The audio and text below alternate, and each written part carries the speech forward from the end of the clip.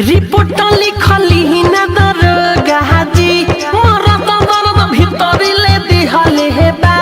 Report लिखली न दरगाजी मोरा दर्द भीतर ले दिहले हे बा। हाँ माना कोई नहीं तो यो टंगड़ी उठा के लिहले बा। रिपोर्ट लिखली न दरगाजी मोरा दर्द भीतर ले दिहले हे बा।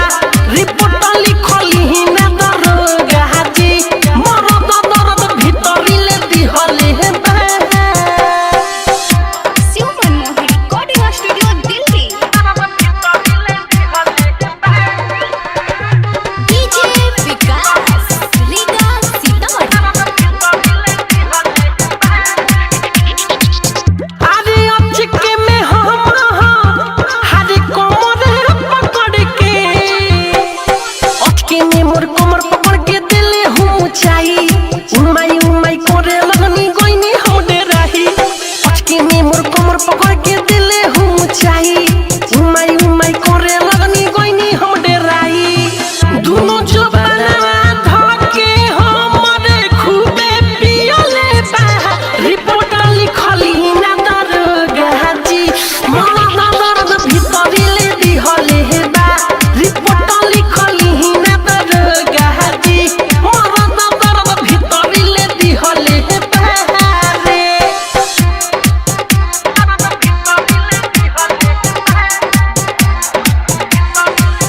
अरे पियावा के नाम अरे ब्रिजेश बिहारी।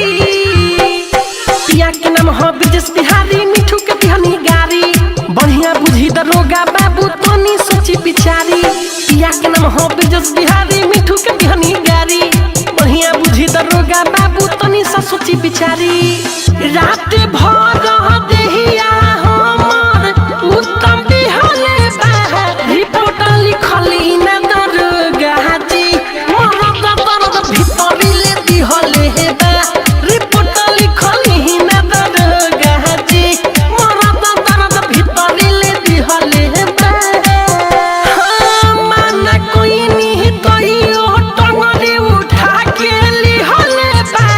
रिपोर्ट लिखली न दरगाजी मोरा दर्द भीतर ले दिहले हे बा। रिपोर्ट लिखली न दरगाजी मोरा दर्द भीतर ले दिहले